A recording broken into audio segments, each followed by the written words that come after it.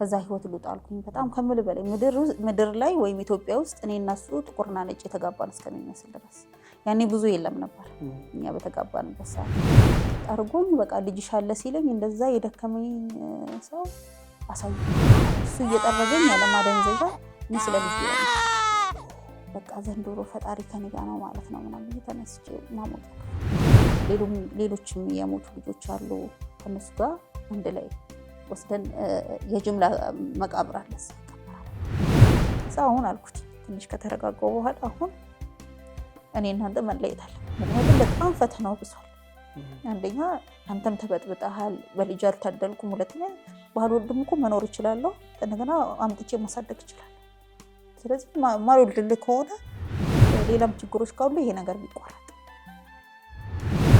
እዛ በቃ ምንም አላልኩኝም እዛም ያለው ነገር ሲብስ ወደ ቤቴ በመጣ ይሻላል ይሄ ወደ ቤቴ ተመለስኩ እዛ ባይ እንደዛ መሮጥላቸው ጓደኞቼ አንድ ሰው መጥቶ ይተፈታል እዛ ባይን በጣም ተጋራ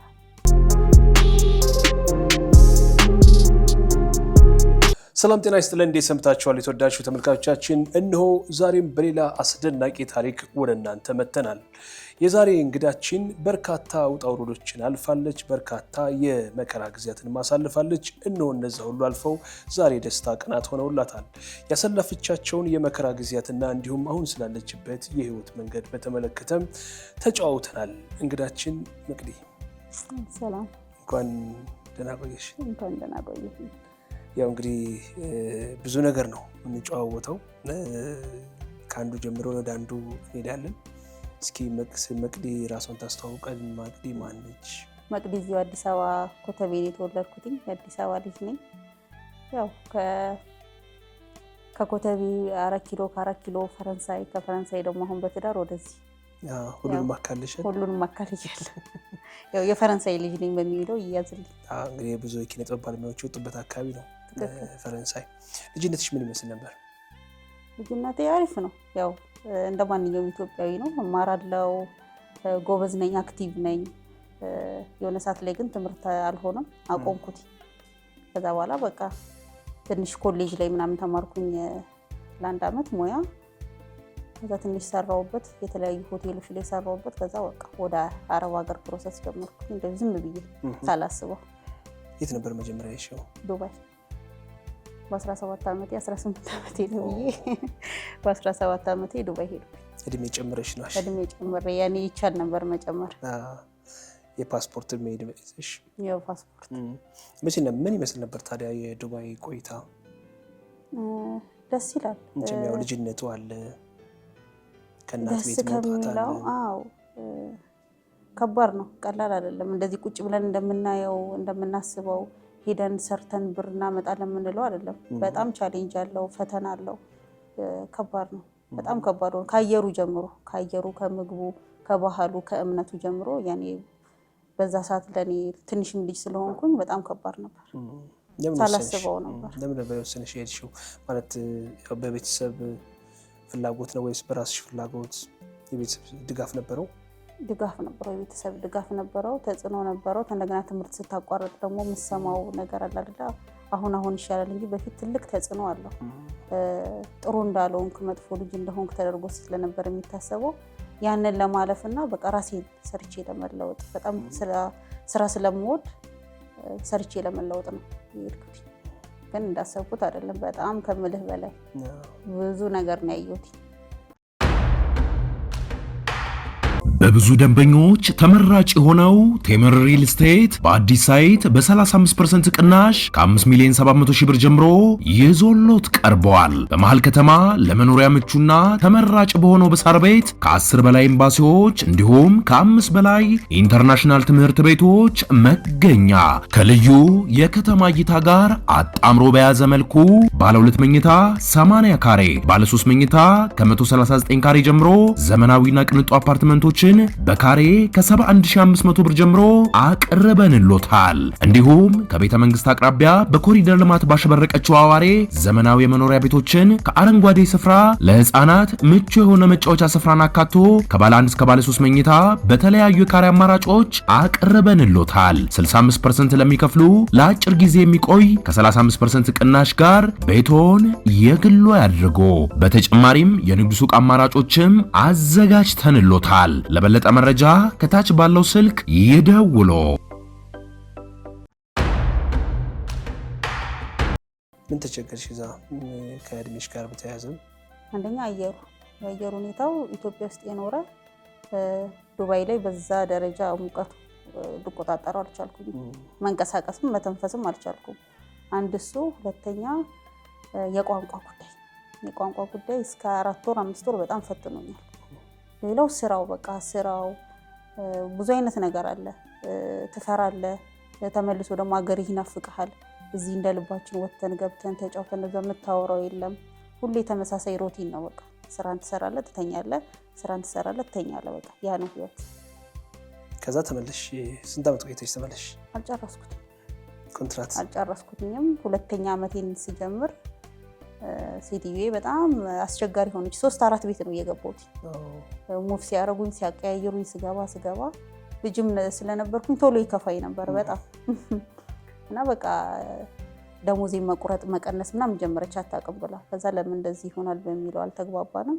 ወተሽ ስሪ ስትለኝ አይ ሀገሬ መልሽ ሀገሬ ነው የምገባው ብዬ ወደ ሀገሬ መጣ። ከዛ እዚህ ቆየሽ ደግሞ? እዚህ ነው። ከዚህ ሲሄድ ወደ ዱባይ ፍቅረኛ ነበረኝና ተመልሼ እሱን አገባለሁ ብዬ ነበር ያሰብኩት እና ለሱ ተብለው የመጣው ነው የመሰለው። በ17 ዓመትሽ ፍቅረኛ እንግዲህ እንታረጋለሽ። ትክክል እንዳልሆንክ ዛሬ ነው የሚገባ። በዛ ሰዓት ትክክል ነኝ ብለህ ነው የምታስበው። እና በቃ ማግባት ነበር የፈለኩት። ግቢ ውስጥም ተካሪዎች ብዙ ስለነበሩ ጥንድ ሆኖ ምናምን ሳይ በቃ ደስ የሚል ነገር ቀናው ደስ የሚል ነገር ነው ብዬ ነበር የማስበው። እና እናቴ ያልተቀበለችም። እሱ በጣም ፈልጎ ነበረ። ቤተሰቡ ያገኛል፣ እናት አባቱ በቤታቸው ይሄዳለው። እናቴ አይሆንም አለች፣ ምንም ሁኔታ አይሆንም አለች። እሱ በግራ እሷ በቀኝ ሲያሉኝ በቃ ሌላ ፕሮሰስ ጀመርኩና ደግሞ ድጋሚ ወደ ቤሩት። አንቺ ግን ፍቅሩ ነበረች ለልጁ በጣም ከምልህ በላይ። ከዛ ተነስቼ በ1 ወር ከ17 ቀኔ ወይ ከ20 ቀን እንደ 2 ወር እንኳን ብለህ ብትይዘው ተነስቼ ተመልሼ ሄድኩ። ወዴት ነበር ሁለተኛ ሄድሽው? ቤሩት ነበር የሄድኩትኝ። ግን ከዚህ በሱዳን ነበር የሚሄደው። ያኔ ቀጥታ በረራ የለም ነበር። እዚህ ሱዳን ቪዛ አስመትተ ምናምን ከዚህ ባህር ዳር፣ ከባህር ዳር መተማ፣ ከመተማ ቀጥታ ሱዳን የሚያስገባ ባስ አለ። በእግር ነው?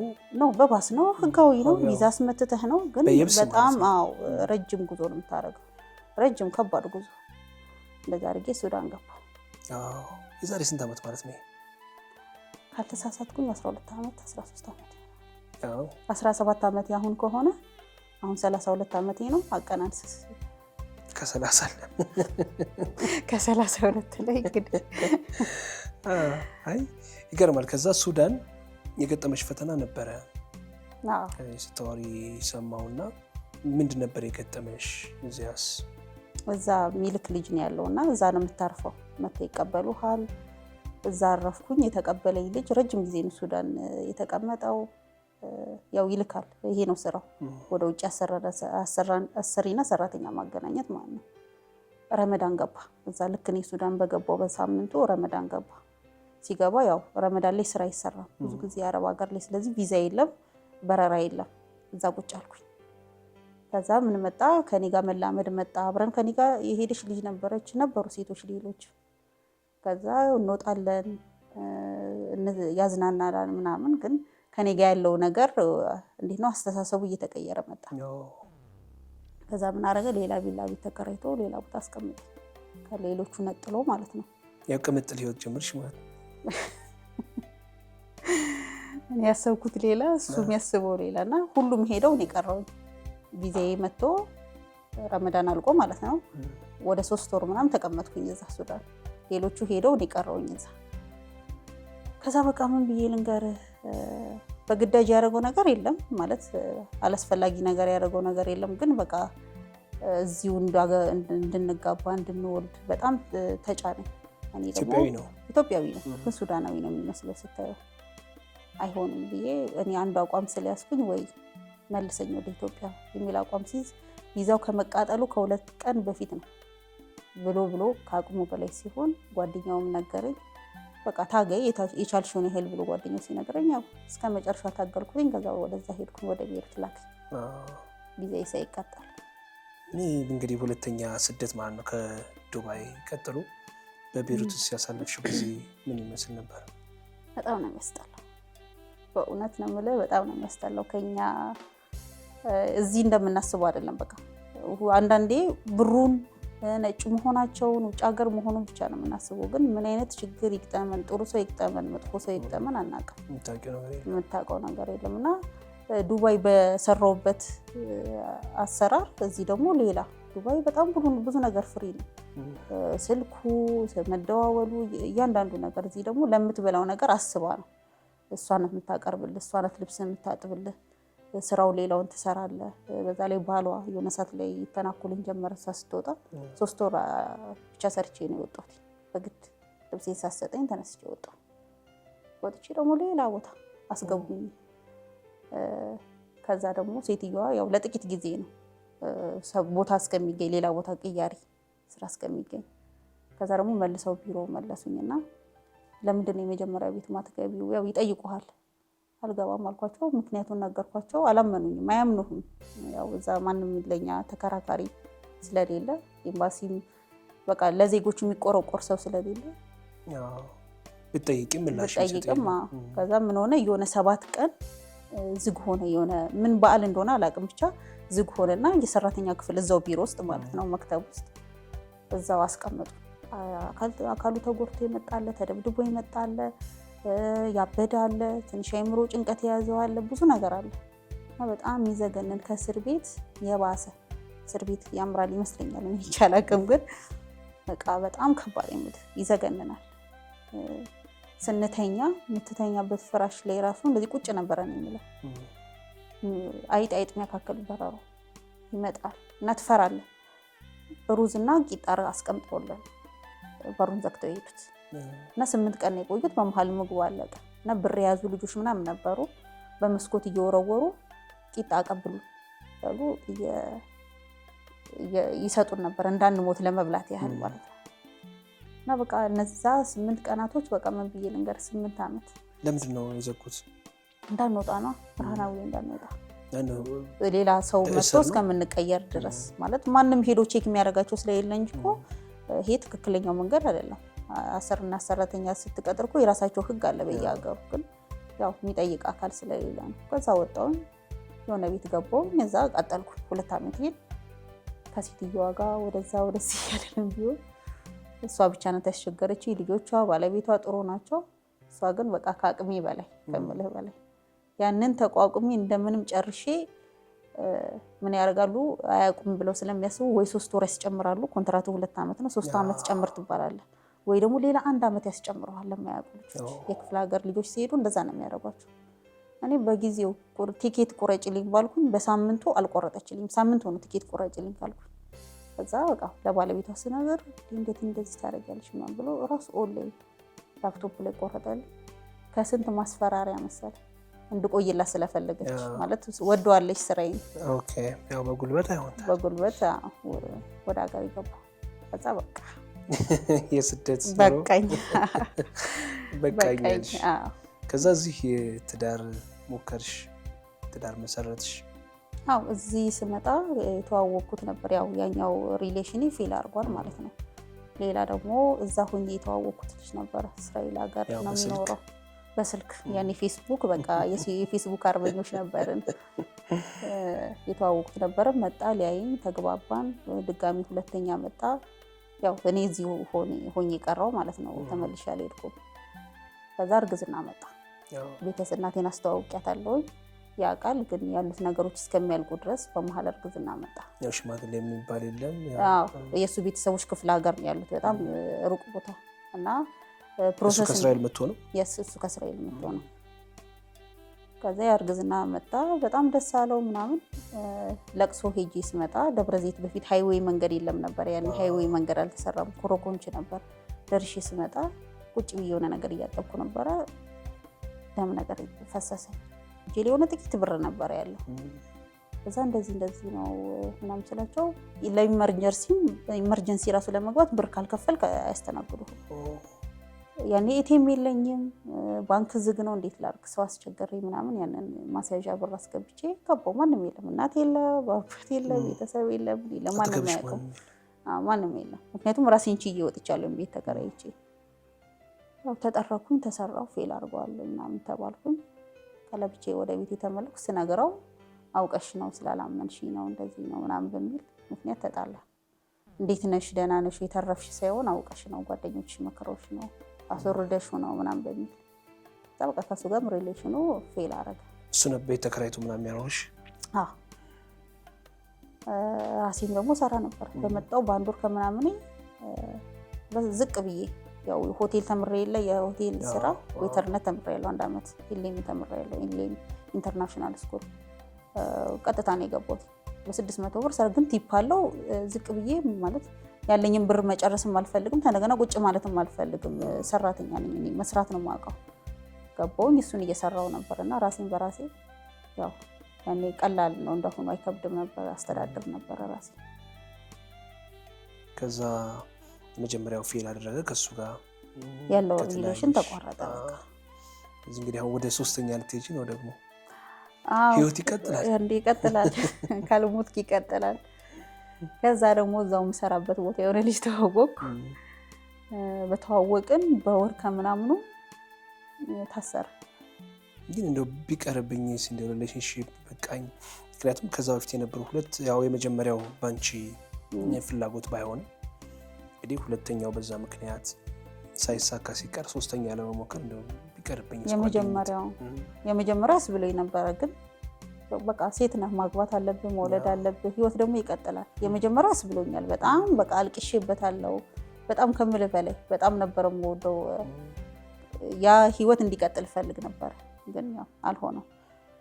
ከዛ ይሄኛው ደግሞ ታሰረ። አታምነኝም፣ 1 አመት ተኩል እስር ቤት እየተመላለስኩ ጠይቀው ነበር። ያው 3ኛ ዘውግሽ ማለት ነው። ከዛ ያው በመሀል የተለያዩ በእኔ ጋም ጥፋት ሊኖር ይችላል፣ በሱ ጋም ጥፋት። አንደኛ ርቀት አለ፣ የህይወት ጉዳይ አለ፣ ሰው ነው ትሳሳታለህ ምናምን። ከዛ ከወጣ በኋላ ደግሞ እኔ ከሱ የጠበቅኩትን ነገር አላገኘውም። እዛ ውስጥም ሆነ ነው ግንኙነታችን ፍቅራችን የነበረውና ከወሱ ከእስር ቤት ከተለቀቀ ከ1 አመት ተኩል በኋላ እንዴት ነው ሴት የምታስበው ነገር አለ አይደለ? ወደ ቁም ነገር ላንተ እንዲያስብልህ ወደ ትዳር እንዲያስብልኝ የሆነ ሴት ልጅ እኮ የሚያስብላትን ወንድ ትፈልጋለች። እንደዛ ሳይሆን ሲቀር አልፈልግም። አላየሽም እንደዛ ነገሮች? እሱ አላየሁኝ። በቃ ሆይ ነው መውጣት መዝናናት ብቻ ነው ምናምን ምንም አላየሁም። ያው ራሴን ችዬ ነበር የምኖረው ነው ያልኩ። አልፈልግም አልኩኝ። ያው ትንሽ ሰጣ ገባ ነበረ። እሱ ያለ ነው ያው በመጣው ወደዚህ ወደ ኢትዮጵያ ስመጣ ከአረብ ሀገር ባዛር እገባለሁ። ኤግዚቢሽን ባዛር በአመት 3 ይዘጋጃል። እኔ የ23 ቀኑን 4 ቀን ወይ ሳምንት ድረስ ባዛር ታገኛለህ። ባዛር ስገባ በመሃል አውቀው ነበር አድናን ሰላም እንዴት ነህ ቋንቋ ስለምችል እንዴት ነህ ምናምን ብዬ ሾርማዬ በልቼ ባቅላባ በልቼ ተዝናንቼ እወጣለሁ። ሌላ ምንም አይነት ስልክ አልተቀያየርም ምን አላለ እና እሱን በመሃል አገኘሁት። ወክ እያደረኩኝ ከአክስቴ ጋር ወደ ተክለ ሃይማኖት አካባቢ አገኘሁት። ከዛ አሁንም ድጋሚ 22 ጋር አገኘሁት። ይሄ ነገር የእህል ውሃ ጉዳይ ነው። ሳንደዋወል እንደዚህ በቃ አንዴ በእግር ነው አንዴ ደግሞ መኪና አቁሞ እሱ ሰላም ብሎኝ ምናምን ተገናኘ። ከዛ ለምን ስራ ምን እየሰራሽ ነው ምናምን ሲለኝ አሁን ምን እየሰራው አይደለም ሜካፕ ሳገኝ ሰራ ነበር። ያኔ ሜካፕ ሰራ ነበር። ተምረሽ ነበር ሜካፕ? አልተማርኩም። እንደዚሁ ክፍለ ሀገር እየሄድኩ ወልቂጤ ሁሉ ሄጄ ሰርቼ አውቃለሁ። 5000 ብር ተከፍሎኝ በቃ ምን ያህል ደስታ እንደተሰማኝ አልቀመጥም። እንዳልኩ የሆነም ከተሪንግ ሲዘጋጅ ያኔ ሰው ሲደግስ አስተናግድ ነበር። ሄጄ ሰራ ነበር። አልቀመጥም። ብር አልንቅም፣ እሰራለሁ። ከምቀመጥ 100 ብር ባገኝ ለኔ ይጠቅመኛል ብዬ ስለማስብ ጥርጥር የለው። ከዛ ተዋወቅን። እሱ እንደዛ አናገረኝ። እሰራለሁ አልኩኝ። ከዛ ያንን ስራ ያስኩለት ኤግዚቢሽን ባዛር እሱ 14 አመቱ ሲሰራ እየተመላለሰ እዚህም ቋሚ ህይወቱን አድርጎ ማለት ነው። እሺ አልኩኝ። ከዛ ከሱ ጋር ሳይ የሚደብረው ጀመረ። ይመጣል እንደዛም ሪሌሽኑ ሊቋረጥ ጫፍ ጋር ደርሶ እሱ ምንም ከሱ ጋር ምንም አይነት ሪሌሽን የለም። ሁሉንም ሰራተኛ ሲያደርስ እኔንም ያደርስ። አንቺ አሁን ሳታቋርጭ ነው ወደ ስራው የገባሁት? ወደ ሪሌሽንሺፑ የነበረሽ ሪሌሽንሺፕ አልተቋረጠም ነበር? ጫፍ ጋር ደርሶ ነበር፣ ግን ስራ መስራት ስላለብኝ ስራውን ያው ጀምሬው ነበረ፣ እያደረሰን ነበረና ቅር ይለው ነበረ። ከዛ ያው ሪሌሽኑ ሙሉ ለሙሉ ተቋረጠ። ስራዬን ቀጠልኩኝ። ከዛ ያ ስራ አለቀ። ባዛሩም ስራ ሰራውለት እናም ከዛ ወዲያ በቃ ያው ይጋብዘናል ምግብ። ጓደኛዬ ማብራ ከኔ ጋር የምትኖር ነበረች። ይጋብዘናል፣ እንወጣለን፣ እንዝናናለን። ያው ትርፍ ጊዜ ብዙ ስላለኝ በዛ ያው ስናወራ ረጅም ጊዜ ስናሳልፍ ምናምን መግባባት መጣ አለ አይደለ? ይሄ በሐሳብም በአስተሳሰብ ምናምን ተግባባ። አንቺ ደግሞ አረብኛ ትችያለሽ። ያው እንደዛ ከሆነ በኋላ ጠየቀኝ እሱ። እኔ ተመችተሽኛል፣ የትዳር ሐሳቡ አለሽ ወይ ምናምን ሲለኝ ምንም ሐሳብ እንደሌለ ነገርኩት። እኔም ደስ ብሎኛል። ማለት እንዴት ነው ብዬ ልንገርህ፣ ከማንኛውም ሰው ጋር ሲገናኝ በጣም በስነ ስርዓት በጣም በክብር አውርቶ ከሁሉም ጋር ተናንሶ ነው የሚኖረውና ያ ነገር እኔ ተመችቶኛል። ከአንድ ወንድ የምጠብቀው ነገር ነው ያ። ሀብታም ደሃ፣ ጥቁር ነጭ ሳይል ሁሉም ሰው ጋር ተስማምቶ የሚኖር ሰው፣ ሰውን ማይንቅ ማለት ነው ባጭሩ፣ የሚያከብር ሰው። ከዛ እሺ አልኩኝ። ስራችንን ቀጠልን፣ እንሰራለን። ከጓደኞቹ ጋር ያው ባርቢኪው ይሰራል፣ ይሰበሰባሉ አረቦች፣ እንሄዳለን ምናምን። ከዛ ሰው ምን እያሰበ መጣ? በመሀላችን ግንኙነት እንዳለ። ከዛ እኛም ጋር እኮ አለ፣ ግን ደፍሮ እንትን መነጋገሩ የማይናፈር ነው። እኔ ደግሞ ይዞኛል፣ ምክንያቱም ህይወት እንዳለው አውቃለሁ፣ ሚስት እንዳለው ልጅ እንዳለው አውቃለሁ። ከዛ በደንብ ቁጭ አርጎ አንድ ቀን አስቢበት፣ አንቺ ባትፈልጊም ምርጫ አንቺ ነው፣ እኔ ግን ደስ ብለሽኛል። አንቺ ባትፈልጊም እኔ ከሶሪያ አምጥቼ ያገባለሁ ወይ እዚህ መርጬ ከሁለት አንዱ እህቴ እየመረጠችልኝ ነው ምናምን አለ። በቂ ጊዜ ወስጄ አሰብኩበት። ከዛ ሳልቀደማልሽ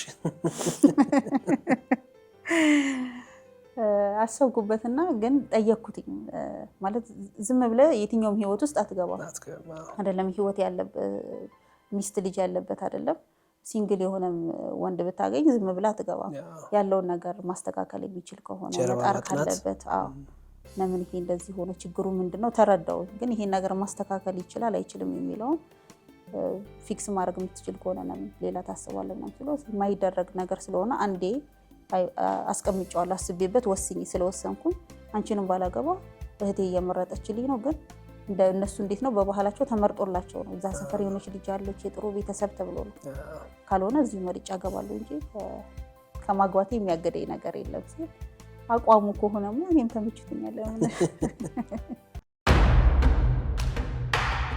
በብዙ ደንበኞች ተመራጭ የሆነው ቴምር ሪል ስቴት በአዲስ ሳይት በ35% ቅናሽ ከ5 ሚሊዮን 700 ሺህ ብር ጀምሮ ይዞሎት ቀርበዋል። በመሃል ከተማ ለመኖሪያ ምቹና ተመራጭ በሆነው በሳር ቤት ከ10 በላይ ኤምባሲዎች እንዲሁም ከ5 በላይ ኢንተርናሽናል ትምህርት ቤቶች መገኛ ከልዩ የከተማ እይታ ጋር አጣምሮ በያዘ መልኩ ባለ 2 መኝታ 80 ካሬ፣ ባለ 3 መኝታ ከ139 ካሬ ጀምሮ ዘመናዊና ቅንጡ አፓርትመንቶችን በካሬ ከ71500 ብር ጀምሮ አቅርበንሎታል። እንዲሁም ከቤተ መንግስት አቅራቢያ በኮሪደር ልማት ባሸበረቀችው አዋሬ ዘመናዊ የመኖሪያ ቤቶችን ከአረንጓዴ ስፍራ ለህፃናት ምቹ የሆነ መጫወቻ ስፍራን አካቶ ከባለ 1 እስከ ባለ 3 መኝታ በተለያዩ የካሬ አማራጮች አቅርበንሎታል። 65% ለሚከፍሉ ለአጭር ጊዜ የሚቆይ ከ35% ቅናሽ ጋር ቤቶን የግሎ ያድርጉ። በተጨማሪም የንግድ ሱቅ አማራጮችም አዘጋጅተንሎታል። ለበለጠ መረጃ ከታች ባለው ስልክ ይደውሉ።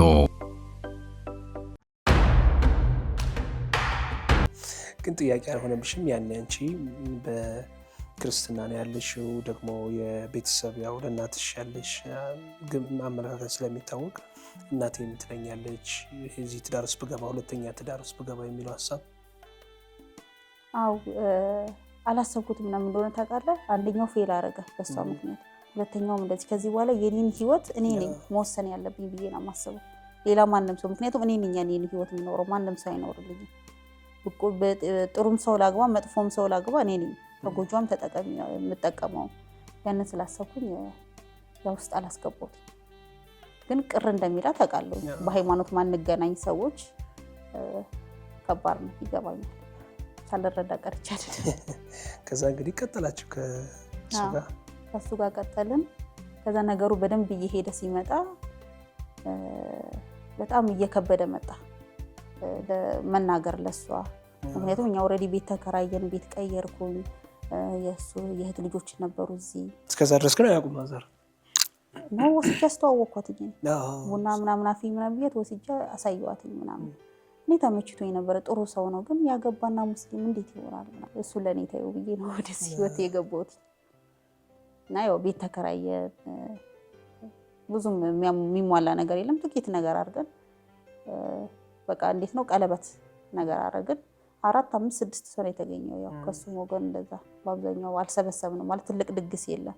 ቀለበት አደረግን። በቃ ህይወት ተጀመረ ማለት ነው። ከዛ ቀጠለ። አዎ ቀጠለ። በቃ እንደዚሁ ቅልል ተደርጎ ነው እንትን የተባለው ፕሮግራሙ ራሱ። ግን ፈተና አልሆነብሽም? ከዛ በኋላ እንግዲህ እሱ ከዛ በፊት ትዳር መኖሩ ፈተና ነው። በጣም ይከብዳል። እኔም በሷ ቦታ ጫማ ሆኜ ባስበው በጣም ከባድ ነገር ነው። ግን እምነት አለ፣ እምነት ይፈቅዳል፣ እሱ እምነት ይፈቅዳል። እንደገና ደግሞ ይሄ ሰውዬ ወስኗል። እኔም ባያገባኝ ሌላ የማግባት ቻንስ በደንብ አለው። ስለዚህ ከባድ ነው። ግን እስከዛች ደቂቃ ድረስ አታውቅም ነበር እሷ ማለት ምንም አይነት ነገር ይፋ የሆነ ነገር የለም ነበር። ነገሩ ሲታወቅ ነው ከባድ እየሆነ የመጣ። እዛ እንግዲህ ተወሰነ፣ ጋብቻውም ሆነ አብራችሁ መኖር ጀምራችሁ። ከዛ ሁለተኛ እርግዝና አረገዝኩኝ። ፌል አረገ በራሱ ሰዓት ምንም ሳይሆን እንዴ ዝም ብሎ ወረደ። ከዛ ቆየን። ሾርማ ቦታ ከፈትን። እቃዎች የነበሩት ስቶክ ያደረገው የመጀመሪያው በ3 ወር ነው የሰው በ3 ወር ነው የወረደው በራሱ በቃ ምንም ያደረኩት ነገር የለም። ሁለተኛው ማለት ነው 3 ወር ነው እሱም 3 ወር እንደዚህ ወደ 4 ወር ሊጠጋ ሲል ነው የወረደው። ያው ወደ ስራ ገባን። እሱን አስታመምኩኝና ደህና ስንሆን ወደ ስራ ሾርማ ቤት ስለሆነ ህልሙ ባዛር ላይም ወጣን። ብዙ ሰው እየገባ ሲያበላሸው የሾርማውን ስራ ከባዛር ወጣን ሙሉ ለሙሉ ወጣን። የራሳችን መክፈት ስለፈለግን ወደ ቦሌ ከፈትን፣ ሸገር ህንጻ አጠገብ። ከዛ መስራት ጀመርን። በቃ ከዛ ጋር ነው በጣም ኃይለኛው ህይወት የሚጀምረው። ከዛ በኋላ የተጋጋለ እንግዲህ ወደ ስራችን ህይወት መንገድ ስራችን ተጀመረ። በቃ በመከራ ነበር ሾርማ እዛ ጋር እያስለመድን ነበር። ክሪስፒ ይሄ ፍራይድ የሆነች ግን በመከራ ሰውን በነፃ እያበላን የምናስተምረው። እሱ ቆሞ ሰዓት ላይ የቆረጠ እባካችሁ ቴስት አድርጉ እያለን ሳህን ይዘን እየወጣን ነበር ሰውን የምናስለምደው። ቦሌ ላይ ምንም የለም ነበር እንደዚህ አይነት ቤት። ከዛ ያው ሁለተኛ ልጅ ተረገዘ። ሁለተኛ ልጅ ሲረገዝ ግን ያ ቦታ ወደ ትልቅ ቦታ አስፋፋ ነው። እዛው አካባቢ ቀየርን፣ ወደ ራክሲ ህንጻ መጣን። ከዛ በደንብ ሰፋ አድርገን ከፈት ነው። ያ በጣም ስራ ነበር፣ ደስ ይል ነበር። እስከ ሌሊቱ 9 ሰዓት ነበር የምንሰራው። ሰውም ለመደው ሾርማ። ልክ እኛ በከፈትን በ2 ወሩ አሪፍ እየሰራን ኮሮና መጣ። በቃ ጸቃ ትልቁ ፈተና መጣ ኮሮና። ሁላችንም ቤት ሼፍ አለ። ሼፍ በዶላር ከፍለን የምታሰራው ቪዛ አሰርተን አስበው በሱዳን አድርገን የምናመጣው። ቀጥታ በረራ የለም። ብር ከፍለህ ማለት ነው። በህገ ወጥ አስገባን። እነዛን ሰዎች ሁሉ ኃላፊነትህን ቁጭ አድርገህ ማብላት አለብህ። ትርፍ የነበረ እቃ ያንን ቦታ ላለማጣት ትርፍ የነበረ እቃውን እንዳለ እየሸጥን ያንን የኮሮና ጊዜ አለፈ። ኪሳራ መጣ ማለት ኪሳራ፣ ትልቅ ኪሳራ። አሪፍ እየሰራን ነበረ፣ ትልቅ ኪሳራ መጣ። በመሀል ደግሞ ልጅ ተረገዘ። ልጅ ተረገዘ። ያው እኔ እርግዝና ከባድ ነው በጣም ከምልህ በላይ እንዳለ ኪሎዬ ወረደ። ምክንያቱም ተነሳው ቮሚት ነው። ምንም ነገር ሰውነቴ ውስጥ ወይም የምበላው አይቀመጥልኝም ባጭሩ። እና ምንም ነገር ማሽተት አልችልም፣ ካልጋ ላይ መነሳት አልችልም። እንደምንም 7 ወር ደረስኩ። በዛ መሀል ግን በቃ ከምልህ በላይ ያለው ነገር ታወቀ። በቃ ወሬ ከዚህ ወደዛ እና መረባበሽ ተጀመረ። ያው ያልተደረገውን ያልተፈጠረውን እኔ ብቻ እንደምኖር ማለት ቦታው እኔም እሱም ነው የምንሰራበት፣ ሁላችንም ነው የምንኖርበት። እኔም ጋር የሚደረገው እዛም ይደረጋል። ሁሉ ነገር እኩል ነው የሚደረገው። ግን ያው ሲወራ ግን ለእኔ የበለጠ እኔ ተንደላቅቄ የምኖር አይነት ነገር። እሱ መጀመሪያ አበሻ ነች ሰው የሀገሩ ዜጋ ነች። ሰው ሲሪያ። ከዛ በቃ ነገሮች በጣም ከቁጥጥር ውጭ ወጡ። ከዛ በፊት ግን ከማርገዜ በፊት ይሄ ነገር ትዳር ማቋረጥ አለበት አንተ ተረበሽክ ምናምን ስሎ ነው አንቺ የሚመለከትሽም እኔ ነኝ የሚጨርሰው ብሎ ነው ያ የቀጠለው ወደ እርግዝና የገባው ነበር። ከዛ ህይወት ልውጣልኩኝ በጣም ከምል በላይ ምድር ላይ ወይም ኢትዮጵያ ውስጥ እኔ እና እሱ ጥቁርና ነጭ የተጋባን እስከሚመስል ድረስ ያኔ ብዙ የለም ነበር እኛ በተጋባንበት ሰዓት። ከዛ እያልኩ እንደምንም 7 ወር ላይ ደረስኩ። እንደምንም ትንሽ ደህና ሆንኩኝ ከ5 ወር በኋላ። ከዛ እንደዚሁ ተሰብስበን ቤት ውስጥ ተቀምጠን ነበር። የእሱን ዘመዶች ነበሩ ምናምን እኛ ጋር የተቀመጡ። ያጫሉ ሞተ። ሰፈሩ ሁሉ አገሩ ሁሉ ተበጠበጠ። እኔ አላቅም የሆነ ሰዓት ላይ ህመም ጀመረ። ማላቀው ህመም ያመኛል። ከዛ በንጋታው እንደምንም ብለን ሄድን ጤና ጣቢያ ብዙም ሰው የለም። ቼክ አደረጉኝ ደህና ነው አሉ። ተመለስኩ። ከዛ በንጋታው በቃ ሌሊት እንደዛ ተፈጠረ። ጠዋት ላይ እንደምንም ሄድኩኝ። ሽንት መስናት አልችልም ብሎ ካረገኝ ፊት ያብጧል፣ ሆዴን ያመኛል፣ ይወጥረኛል። ማላቃችሁ ስሜቶች ነው የሚሰሙኝ። ይሄ እንግዲህ 3ኛ እርግዝናሽ ነው? ይሄኛው 3ኛ እርግዝና። እዛ ሄድኩኝ ሆስፒታል። እንደዛ ነገሩ ሲጋጋል እሱ የት ነበረ? እዛ ነበረ። እኔ አብሮኝ ብዙ ሰዎች ስላሉ ሆስፒታል ገባው። ለእኔ ምንም አላሉኝ፣ ማንንም አልጠራውም። የእሱ ያው አብሮኝ ሰዎች ነበሩ። ተኛ ያሉኝ አለ እንቅስቃሴ አለ ሆዴ ውስጥ ያው ትንሽ ደም ቢፈሰኝም አልትራሳውንድ ላይም ልጁ በህይወት አለ ምናምን። ጠዋት ላይ በቃ የሆነ መድኃኒት ወሰድኩና 12 ሰዓት ላይ ታዘዘልኝን ቶሊት ተጠቅሜ ተመልሼ አልጋ ጋር ስመጣ ማላውቀው ስሜት ምጥ ነው። እኔ አላወኩኝም። እኔ ከዚህ በፊት በምጥ ልጅ አላውቅም። ለአንድ ለ20 ደቂቃ አላውቀውም። ስንት ወርሽ ነበር ያኔ? 7 ወር። በጣም ነው የጮህኩት። ዶክተር ቢፈለግ የለም አልገባም። ነርሶቹ የሉም። እነዚህ ተለማማጆቹ ነው ያሉት።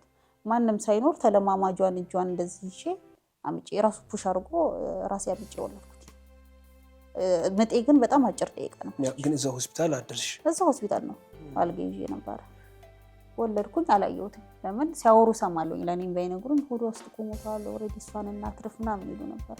አላየሁትኝም። ልክ ወልጄ እንደጨረስኩኝ ዶክተሩ መጣ። ከዛ ነይ መጠረግ የሚባል ነገር አለ ልጥረግልሽ ያለውን ነገር ብሎ ይዞ ሄደ። በዛ በቃ እየጠረገልኝ መቅዲ ልጅ እኮ በህይወት አለ አለ። ማሞቂያ ክፍል ገብቷል እኮ ብቻችኋለሁ። አልትራሳውንድ ላይም አለ። አንቺ ግን ሞቷል የሚለው ሀሳብ ግን ነበረ ማለት? እኔ ምንድነው ድንገት ወልጄው ከሞተ ማየት አልፈልግም አይኔ ላይ እንዲቀረጽ። ግን ከዛ በፊት ብለውሻል? ከዛ በፊት ብለውኛል እነሱ። እሷን እናትርፍ ነው ያሉት። ከዛ ሲብስብኝ በቃ እናቴንም አስጠራሁኝ። ከአቅሜ በላይ ሲሆን ጠርጎኝ በቃ ልጅሽ አለ ሲለኝ እንደዛ የደከመኝ ሰው አሳዩ። እሱ እየጠረገኝ ያለ ማደንዘዣ እኔ ስለ ልጄ ነው የማስበው። በቃ ዘንድሮ ፈጣሪ ከኔ ጋር ነው ማለት ነው ምናምን ተነስቼ ማሞቂያ ክፍል ሲሄድ አለ ይንቀሳቀሳል። አሪፍ ነው፣ ይተነፍሳል። ምንም ነገር ያው ሰውነቱ ደም ነው እንጂ ያው ያለ ጊዜው ስለተወለደ። ከዛ በቃ ትንሽ ቆየን። በነጋታው አደርን። ሂሳብ መክፈያ ቦታ ላይ ስንሄድ የሆነ አለመግባባት ተፈጠረ። ይህን ያህል ብር ጨምሮ ምናምን ሲሉ ስደተኛ እኮ ነው ምናምን የሚባል ወሬ ነገር ምናምን ተነሳ። ያንን ከሰሙ በኋላ ከሆስፒታል ካልወጣችሁ አልጋ ያዥ ያሉኝ። እኔ ጤነኛ ነኝ። ስደተኛ መታከም ነው ብር አይከፍሉም ጥለው ይጠፋሉ ብሎ ነው ያሰቡት። ምክንያቱም ኮሮና ነው አስበው ብር የለውም ስደተኛ ነው የሚባለውም ደግሞ ወሬ ሲሰማ አላወኩም። ምን እየተሰራ እንደሆነ ሆስፒታል ውስጥ አላወኩኝም። እኔ ምንም ሊገባኝ አልቻለም። ከዛ ካንጋሮ አቅፍ ነበረ። ያው ያለ ጊዜ ሲወለድ ሰውነት ላይ ታቅፈዋለህ ልጅ። ራሳቸው ፈልገው ዘውዲቱ ሆስፒታል ላኩት ልጅ ውጡ ብለው። አቅም አለን መክፈል እንችላለን። ጥሩ ማሞቂያ ክፍል ነው ያላቸው። ምን እንደሆነ ችግሩ አላውቅም። አጣጣው ቅድመ ክፍያም ተከፍሏል ሁሉ ነገር። ወደ በአምቡላንስ ወደ ዘውዲቱ ሆስፒታል ወሰዱት። እዛም ብዛው መኖር አለብሽ አሉኝ። ኮሮና ነው። አንድ አልጋ ላይ 2-3 ሰው ይተኛል። እናቶች ማለት ነው። አይሆንም አልኳቸው። መኪናውን ለእኔ ሰጠኝ። እሱ ስራ ቦታ ይሆናል። መኪና ውስጥ ተኛለሁ። መኪና ውስጥ እበላለሁ፣ እጠጣለሁ። ሂጂ ደግሞ ልጄን ካንጋሮ አቅፋለሁ። ከዛ ምን ወሬ መስማት ሰማሁ። እንደዚህ ስለሆነ ነው የሃይማኖት ያለ ሃይማኖት ምናምን ስለ ልጄ ሳይሆን የሚታሰበው ስለ ሃይማኖት ሆነ። ከዛ እንደዛ እያልኩኝ እንደምንም 4ኛው ቀን ደረስኩ። 4ኛው ቀን ሙሉ ሰውነቱ ቀዘቀዘ። አንደኛ ማሞቂያቸው ክፍል ትክክል አይደለም። በጣም ብዙ ልጆች አሉ መንታ የተወለዱ የልብ ኬዝ ምናምን በጣም ብዙ ነገር እና የሆነ ሰዓት ላይ ቀዝቅዞ በብርድ ልብስ አሙቀው በሱ አድርገው ነው ኦክሲጅን አድርገው ልጁን ነፍስ የዘሩበት። ትንፋሹ እየቀነሰ ነበር። እንደምንም ነፍስ ዘራ። አሁንም ካንጋሮ እያቀፍኩ ወርዳለሁ። ልክ በሳምንቱ ካንጋሮ አቅፌው አጥሚት ልጠጣ ነው መኪና ውስጥ የወረድኩት። አጥሚቱን ጠጥቼው በጣም የሚረብሽ ስሜት የሆነ ማታውቀው ስሜት ይሰማኛል። ደም ነፍሳዊ ነው። እዛ እስቲ ቆይ ምንድነው ምናምን ብዬ ስወጣ የሉም ነርሶቹ። አንዷ በር ላይ ነው ቁጭ ያለችው። ውስጥ ያው እናቶች ቁጭ ብሎ ያጠባሉ፣ ልጃቸውን ያያሉ ምናምን። እንደዚህ ብሎ በዚህ ጋር ደም ፈሶ ሰውነቱ እንዳለ ወደ አረንጓዴነት ነው ሰማያዊነት እንደዚህ ከለሩ ተቀይሯል። እንዴት አታዩት? እጂ ስነካ እንደዚህ ነኩና ሞቷል። ቀለል አድርገው ለነሱ እዛ ውስጥ እንግዲህ አስበው ያለ ህፃናት ያሉ እናቶች መጮፍ ነው ያለብኝ፣ ማልቀስ ነው ያለብኝ፣ ምን ማድረግ እንዳለብኝ አላውቅም በጣም እና አብራኝ የተማረች የሆነች ጓደኛዬን አግኝቼ ነበረና ጥሩልኝ አልኳት። እሷ ተጠራች። ምንድነው የሆነ ነገር? አሁን ካንጋሮ አቅፌ አሁን ወርጄ ነበር። እንዴት በዚህ በደቂቃ ውስጥ አይደለም እኮ እዛ ጋር ልጅ ጥላ ሄዳ ነው ምናምን ስንዋከብ አላየው ነው ማለት። እግሩን አንስታ እንደዚህ እየዘቀዘቀችው በቃ አርፏል። ካርቶን ውስጥ ልጄ ልጥይ ነው አልኳት።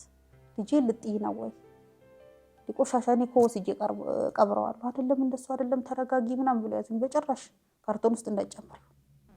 ከዛ ጓደኛዬ ወስዳ አረጋግታኝ እንደዚህ አይደለም ሌሎችም የሞቱ ልጆች አሉ ከነሱ ጋር አንድ ላይ ወስደን የጅምላ መቃብር አለ ይቀበራል። ለማዘር ደወልኩ። አንዴ እንደዚህ ነው፣ አንዴ የሃይማኖት ጉዳይ አለ፣ አንዴ መጥቶ ይቀበር፣ አንዴ እዛው ይቀበር። ሲያወካክሙ በቃ ለሱ ደወልኩለት ና እፈልግሃለሁ። ከመጣ በኋላ ነው የነገርኩት። ስነግረው በቃ እንዴት ነው እዛ እንዳላለቅስ በጣም ይሽው ነበር ራሴ እናቶችን እንዳረብሽ። እሱ ሲጀምረው ነው በቃ አላውቅም በጣም እስከሚበቃን ድረስ ማለት አሁን ድረስ ሳወራው ነው እንጂ ያው ፈጣሪ ክሶኛል። ከዛ በቃ እዛ ይቀበራሉ ብላ ልጅቷ አረጋግጠኝ አንዲት ነገር ሳልይዝ ወደ ቤት መጣሁ። ከዛ ቤት መጣሁ፣ ባዶ ቤት ማንም የለም። ከዛ ማዘር ደግሞ ነው ያለችኝ እኔ ጋር በሷ ጋር ሄድኩ። እሷ ጋር ሲሄድ ደግሞ ሰው ይመጣል ይላል። ያው አትሰማኝም ብሎ ነው የሚያስቡት። የሆነ ነገር ይናገራሉ። የማይሆን ሰው አግብታ እንደዚህ ሁለተኛ ሚስት ሆና ሃይማኖት አጋጭታ ነው ፈጣሪ እየቀጣት በልጇ ብዙ ነገር ይላል። እዛ በቃ ምንም አላልኩኝም። እዛም ያለው ነገር ሲብስ ወደ ቤት ይመጣ ይሻላል ይሄ ወደ ቤት ተመለስኩ። ከዛ ባይ እንደዛ ምሮጥላቸው ጓደኞቼ አንድ ሰው መጥቶ ይጠይቀኛል። ከዛ ባህሌን በጣም ተጋራ። ከዛ አሁን አልኩት ትንሽ ከተረጋጋው በኋላ አሁን እኔ እናንተ መለየት አለ። ምክንያቱም በጣም ፈተናው ብሷል። አንደኛ አንተም ተበጥብጠሃል፣ በልጅ አልታደልኩም። ሁለተኛ ባልወልድም እኮ መኖር እችላለሁ፣ እንደገና አምጥቼ ማሳደግ እችላለሁ። ስለዚህ ማልወልድልህ ከሆነ ሌላም ችግሮች ካሉ ይሄ ነገር ቢቋረጥ አይ በቃ ምናምን እንደዚህ አይደለም። እናቴም 3 ልጅ ወልዳ ቀብራ ነው እኛን 13 የወለደች እኛን 10 የወለደችው አጠቃላይ 13። ተስፋ መቁረጥ የለብሽ ማለት በጣም እግሩ ላይ ወድቄ ነው የለመንኩት እንዲተወኝ። ምክንያቱም በእስልምና እሱ ካልፈታ አንተ ፈታ መሄድ አትችልም። መስጊድ ነው የተጋባ ነው፣ እምነቱም አይፈቅድም። አይሆንም አለ። 2 ጊዜ ነው የጠየኩት እግሩ ላይ ወድቄ ባክፍታ በቃ ይሄ ህይወት መቋረጥ አለበት። ምክንያቱም ያ የምኖረው ህይወት ቅዠት ነው የሆነብኝ። ታውቃለህ ወደኋላ ስመለስ በፊት የነበረኝ ህይወት ለካ ሰላም ነው አልኩኝ። ምን አይነት እሳት ውስጥ ምን አይነት ህይወት ውስጥ ነው የገባሁት? እዛ በቃ አይሆንም አለ። ወደ ስራችን ደግሞ ገባ።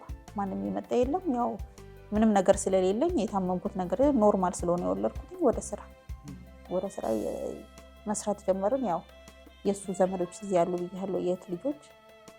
አንዱ የእህቱ ልጅ ከተጋቡ አልወለዱ እና እነሱ ትርጉም ሂጂ ተባልኩኝ ሆስፒታል። ወደ ድንበሯ ተልከው ለእሱ ልተረጉም ስል ዶክተርን አገኘሁት። ተርጉሜ ጨርሼ አንቺ ሳግብተሻል? አዎ። ወልደሻል? አይ እንደዚህ ነው። እኔ ዘግቻለሁ፣ ስለመውለድ ነገር አላስብም። 3 ፊል አልኩብኛል። በቃ ከዚህ በኋላ ይሄን ነገር እየደጋገምኩ ይሄን ህመም ማሳለፍ አልፈልግም። እስቲ ፋይልሽን ይዘሽ ነው ያለኝ። ከ2 ቦታ 2 ሆስፒታል ስለሆነ የነበርኩበት ከሁለቱም ቦታ ፋይሎችን ይዤ መጣሁኝና ሰጠሁት። ይሄ መድኃኒቱ ሰጃ አለ። ቼክ ላርግሽ ብሎ ቼክ ሲያደርገኝ ደግሞ ያኔ ሲጠርጉልኝ ማህፀኔን ስለነኩት ቁስለት ነበር። ያመኝ ነበር፣ ግን ምን እንደሚያመኝ አላውቅም ነበር። እሱን አከመኝ። አሁን አርግሽ እስቲ ያለኝ አረ ዶክተር እባክህ ድጋሚ እንትን ቢል እኔ ነኝ የምቆጣው ማህፀን መቁሰል ነው ከመጀመሪያ ያለ ጊዜው ማህፀን መክፈት እና ያው እርግዝና ላይ አልበላም አልጠጣም አይደለ ሰውነት ይደከም ከዛ ተከታተለኝ በደም እንደ ቤተሰብ ዶክተር አትክልትም ብዙ ሰው ነው የሚያውቀው ብዙ ሰው ማለት ፈጣሪ ከጥሩ ዶክተር ጋር ካገናኘ ያው በዛ ሰው ትድናለህ እኔ እንደዛ አድርጌ ነው ማስበው አከመኝ አርግዣለኝ አረገዝኩ አሁን ስል ያችን 3 ወር 4 ወር ከባድ ጊዜ መድኃኒት እያዘዘልኝ ትሪት እያረገኝ ምናምን አለፈች 7 ወር ሲደርስ ደግሞ ጭንቀት አሁንም ደግሞ ይወርዲውን እሱ ደግሞ አይ ማህፀን ይታሰራል ችግር የለውም በቃ ያጽናናኝ ነበር አለፈ ስጋቱ አለሽ በጣም ስጋቱ የሆነ ነገር ሲያመኝ በቃ ሊወርድ ነው የሆነ ነገር ሲያመኝ ሊወርድ ነው የሆነ ነገር ሲበላ ሲያመኝ ራሱ ሆዴን በቃ ይሄ ነገር ሊወርድ ነው ሰቀቀን ነበር እና መደወል ነበር በቃ ለሱ ረፍት ነበር ማሳጠው እንደዚህ እየተሰማኝ ነው እንደዚህ እየሆንኩ ነው እነዛ ጊዜያቶች አለፉና ወለድኩ ነው በኦፕሬሽን የወለድኩት ሲኤክስ ወለድኩኝ አላመንኩኝ በእውነት ነው የምልህ አላመንኩኝ ከዛ ያው እንዱ ደግሞ አደገች እኔ ግን በቃ ጭንቅላቴ ውስጥ በጣም ብዙ ነገር ነበር ሳስብ ነበር ያስከለምሳለ በቃ እንዳትወልጂ ተብዬ እንትን ተብዬ ያለውኝ በቃ ብዙ ነገር ይሰማኝ ነበር ግን ህይወት ደግሞ እንደሚቀጥል አምንበታለሁ ግዴታ ስለወለድኩ ሳይሆን ስንት ደግሞ ማሳደግ ትችላለህ ወላጅ አልባ የሆኑ ህፃናቶች አሉ እና ድርጅትም ላይ ገባው ቦርናጌ የሚባል አምባሳደር ነው ቦርናጌ ድርጅት እዛ ሄድኩኝ እዛ ያሳልፋለሁ ጊዜ እንደዛ ነበር ማሳልፈው እዛ ህንዱ አደገች ያው ህይወት ቀጠለ ደግሞ ሬስቶራንታችን እየሰራን እያለን በመሃል መረብሻ ቢኖር በቃ እሱ በጣም እየተረበሸ መጣ ረፍት የሌለው ነገር ሆነ እያለን ያው ህንዱ ደግሞ አደገች ያው መቼም ከሶስት ፌለር በኋላ ወይም ከሶስት ጽንስ መጨናገፍ በኋላ ልጅ ስታገኝ ያው ስሜቱ በጣም ደስ ይላል ሁሉም ሰው ሲስምልኝ ደስ ይለኛል ልጅ እንደውም ካልሳሙልኝ ይደብረኛል ሁሉም ጋር እንድትለምድ አድርጌ ነው የኔ ልጅ ብቻ አድርጌ አላስባትም ከምል በላይ በቃ ዶክተር ከምል በላይ አግዞኛል ሁለተኛ አባቷ ዶክተር አትክልት ነው ብዬ ነው ማስበው ከምልህ በላይ አግዞኛልና በጣም ነው ደስ ያለኝ እና በቃ ለካ ይቻላል ማለት መታገስና በህይወት ካልሞትክና ከታገስክ ብዙ ነገር ታያለህ ያን ነው ያየሁት የተረዳሁት በብዙ ደንበኞች ተመራጭ የሆነው ቴምር ሪል ስቴት በአዲስ ሳይት በ35% ቅናሽ ከ5 ሚሊዮን 700 ሺህ ብር ጀምሮ ይዞሎት ቀርበዋል። በመሃል ከተማ ለመኖሪያ ምቹና ተመራጭ በሆነው በሳር ቤት ከ10 በላይ ኤምባሲዎች እንዲሁም ከ5 በላይ ኢንተርናሽናል ትምህርት ቤቶች መገኛ ከልዩ የከተማ እይታ ጋር አጣምሮ በያዘ መልኩ ባለ 2 መኝታ 80 ካሬ፣ ባለ 3 መኝታ ከ139 ካሬ ጀምሮ ዘመናዊና ቅንጡ አፓርትመንቶች በካሬ ከ71500 ብር ጀምሮ አቅርበንሎታል። እንዲሁም ከቤተ መንግስት አቅራቢያ በኮሪደር ልማት ባሸበረቀችው አዋሬ ዘመናዊ የመኖሪያ ቤቶችን ከአረንጓዴ ስፍራ ለህፃናት ምቹ የሆነ መጫወቻ ስፍራን አካቶ ከባለ 1 እስከ ባለ 3 መኝታ በተለያዩ የካሬ አማራጮች አቅርበንሎታል። 65% ለሚከፍሉ ለአጭር ጊዜ የሚቆይ ከ35% ቅናሽ ጋር ቤቶን የግሎ ያድርጉ። በተጨማሪም የንግድ ሱቅ አማራጮችም አዘጋጅተንሎታል። ለበለጠ መረጃ ከታች ባለው ስልክ ይደውሉ።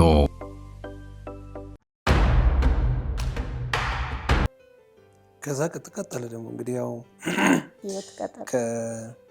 ያው አንቺ ስታስብ ያው 3 ፌል አድርገሻል ከዛ ወለድሽ ከዛ ደግሞ እነዛ ደግሞ ቢኖሩልኝ እኮ 4 ይሆኑ ነበር 4 ልጆች እናት ሆነ ነበር የሚል ሐሳብ ደግሞ ይመጣል አዎ ይመጣል መድገሙም ደግሞ አሰብኩበት ደግሞ ፈራውት መልሼው ደግሞ ለሷል ከዛ ደግሞ ስራ ይወጥራል ሁሉም ጋር ኪራይ ነው የምንኖርበት ኪራይ ነው ንግድ ቤታችን ኪራይ ነው እያንዳንዱ ነገር ሩጫ ስለሆነ ደግሞ ወደ ሬስቶራንቱ አይደለው ያው ልጅም ደግሞ ኃላፊነት ስለሆነ ሬስቶራንት መስራት ጀመረ እንደዛ ያለን ደግሞ ገፋን ደግሞ ህይወታችን ያው መንገጫገጭም ቢኖር ከባድ መንገጫገጭ በቃ አለቀልን ያልንበት ሰዓት ነበር አሁን መንገር ላይ ልንወርቅ ያልንበት ሰዓት ነበር ዜሮ ትሆናለህ ሬስቶራንት ሲኖር የሆነ ሰዓት ላይ ዜሮ ትሆናለና አይ የሆነ ሰዓት ደግሞ ትነሳለህ አንዳንዴ አላም ነው ይሄ 10 አመት ወይም ይሄ 7-6 አመት የኖርኳቸው ህይወቶች አንዳንዴ ህልም ሆኜ ብነቃውና ወደ ኋላ በመለሰው ደስ ይለኛል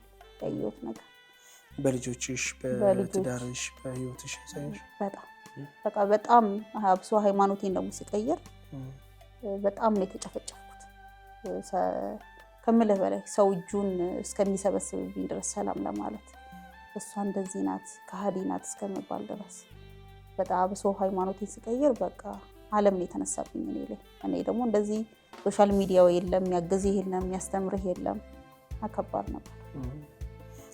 ስትቀይር ያው ለትዳርሽ ብለሽ ነው? እኔ ዱባይና ቤሩት በነበርኩበት ጊዜ በጣም ዱባይ ስፔሻሊ በነበርኩበት ጊዜ እያንዳንዱ ግቢ ውስጥ መስጂድ አለ እና አዛን ሲባል እኔ ስራም እየሰራሁ ይሁን ተኝቼ ምን አብሬ አዛን ልል ነበር። ሴፍ ስላደረኩትኝ በቀን 4-5 ትሰማለህ። አሰገዳደ የሚሰግዱት አሰጋገዱ በጣም ደስ ይለኝ ነበረ። አለባበሳቸው የቤተሰብነት ቁርኝት በቃ አንተ ብታድግም አሁንም ድረስ ለነሱ ልጅ ናቸው። የአረብ አስተዳደግ እንደዛ ነው። የፈለከው ነገር ይደረግልሃል። ቤት ሊገዙልህ ይችላሉ፣ እንደ ልጅ ሊያለብሱ ይችላሉ። በጣም በቃ ከምልህ በላይ የኛ አስተዳደግና የነሱ አስተዳደግ በጣም ይለያል እና ያ ይማርከኝ ነበረ። ስትካገባሽስ በኋላ አንዳንዴ ለምሳሌ ያው ከሰው ሀገር ሰው ስታገቢ ወይም ደግሞ አረብ ሲሆንም ደግሞ ምናልባት የአውሮፓ ወይ አሜሪካ ቢሆን ያው የተለመደ ስለሆነ ላይገርም ይችላል። አረብ ማግባት ያው በእምነትም ጉዳይ በሌሎችም ምክንያት ሊያስተችሽ ይችላል ወይም ሊያስነቅፍሽ ይችላል። እንደዚህ ብላ ነው ለገንዘብ ብላ ነው ያገባችው ወይም አይነት ትችቶች ሳልመጡ ሞላንቺ በጣም መንገድ ላይ ሁሉ ስንሄድ በጣም አጸያፊ ቃላቶች ሁሉ ነው እንግዲህ መንገድ ላይ ማንንም አያውቅም አይደል? አጸያፊ ቃላት ሁሉ ነው የሚናገረውና አንዳንዴ ሰው ፈረንጅ የሆኑ ሁሉ አማርኛ የሚሰማ ወይም የሚያዳምጥ አይመስላቸውም። አይ ይሄ የፈረደበት ብርና መኪና ተብሎ ነው መቼም እዚህ ህይወት ውስጥ የተገባው። መቼም ነጭ ስትዩ የኛ ሴቶች መንጠልጠል ትወዳላችሁ። ብዙ ነገር ነው የምትባለው። ይህ የፈረደበት ብር ነው። የብር ፓወር እንግዲህ እንደዚህ ነው የሚያደርገው። በቃ በጣም ብዙ ከምልህ በላይ ሃይማኖቱን ተወውና በፍቅር ብታገባ እንደዛ ነው የምትባለው። ተመሳሳይ ነው። ወይ ደግሞ ሃይማኖትን ስትቀይር ለሱ ተብላ ነው ወይም ለሱ ብላ ነው የምትባለው። ግን የሶስት ልጅ በዛ ፈተና አለፍሽ። ሶስት ካጣሽ በኋላ ልጅ አገኘሽ። ደግሞ እንደገና ሌላ እርግዝና ተከተለ። ሁለተኛ ሌላ ካሳ። ከሱ በፊት ግን በቃ ትዳራችን ጫፍ ጋር ደርሶ እንደዚህ ሊበተን ነበር። በጣም እንትን በዛ። ይሄ ምንድነው ጋፕ ያለው ወሬ በጣም በዛና በስራ ቦታ ተጋጨን። ማለት እኔ ስራ ቦታ ያለኝ አቋም ስራ ቦታ ነው። ማንም ይመጣ እንደ ማንኛውም ሰው ነው የሚስተናገደው። እሱ ደግሞ እንደዛ አይደለም እና በዛ እንትን ስንል ሰው ክፍተቱን ተጠቀመው። የእኛን ትዳር ሊበትን ያሰበውን አካል የሚፈልጉ ሰዎች ያንን ክፍተት ተጠቅመው ያልሆኑ ነገሮች መወራት ጀመሩ። ጫፍ ጋር ደርሶ የሆነች ወራቶች ብሬክ አረገ። ማለት እንደዚሁ እንዳለ ህይወታችን እንዳለ ሆኖ ሳትለያዩ ብሬክ አረገ። ከዛ በኋላ በደንብ ያለውን ነገር በጽሞና ስናየው ደግሞ በደንብ መግባባት ማለት ራሳችን ተነጋግረን ፈታ ነው። ወደ ቤተሰብ ምናምን ብዙም ከሄደ በኋላ ነገሩ እየሰፋ ስለሚመጣ ራሳችን ሰበሰብ ነውና ችግራችንን ራሳችን ይፈታል። ያኔ ያልተበጠበጠ ህይወታችን አሁን ከልጄ በኋላ ተበጠበጠ በጣም ከምልህ። ከዛ በኋላ በቃ ተታረቀን። በቤት ቁጭ በይና እኔ የምትፈልጊው ነገር አሟላለሁ ተቀመጭ ሲለኝ ከተቀመጥኩ አረግዛለሁ። ሁለተኛ ልጅ ደስ ይለኛል። ፕሮግራማችን እናስተካክልና ይሆናል አለ። ያው በቅድ አረግነው። ሁለተኛውን ልጅ በቅድ አረግና አረገዝኩኝ። ያው እርግዝናዬም ከባድ ስለሆነ ቤት ነው ያሰላሁት አብዛኛው ጊዜ። ያው ሁለተኛ ልጅ ደግሞ ብዙ ስቃይ በኋላ በ8 ወር ምጤ መጥቶ ነበረ። እርግዝናዬ በጣም ከባድ ነበር። ሳልበላ ነው እርግዝናዬ እንዳለ የጨረስኩት። ከዛ ልጃችንን ልንወልድ ሁለተኛውን ሊወለድ 3 ወር ሲቀረው ስራ ቦታችን ስንት ዓመት የለፋ ነው በኮሪደር ልማት ፈረሰ። ከዛ ዜሮ ገባ ማለት ያ ነው መተዳደሪያችን ምግብ ቤት። ከዛ ደብረ ዘይትም ከፍተን ነበር። እሱም በኮሪደር ልማት ስራ የለም ምናምን እሱም ቆመ። ከዛ ዜሮ ገባ። ከዛ ደግሞ ልጅ ተወለደ። ማለት እንሰራለን እኛ ድርጅቶችን እንደዚህ ሾርማ ቤት እናቋቁማለን፣ እናደራጃለን። ሾርማ መስራት የሚፈልግ ሰው እቃዎችን እንሸጣለን። የሾርማ ማሽን እቃዎች እንደዚህ ያለ ነገሮች ይሰራል። አየር ባየር ጎበዝ ነው። ሀገሯን በደንብ ስለሚያውቃት በደንብ ይሰራል። በዛ ህይወታችንን ቀጠልን። ልጄም ተወለደ። ሁሉ ነገር ሰላም ሆኖ ያው መጣሁ ደግሞ ወደ ቲክቶክ። መልካም ነው እንግዲህ አሁን የ2 ልጆች እናት ነሽ። አልሐምዱሊላህ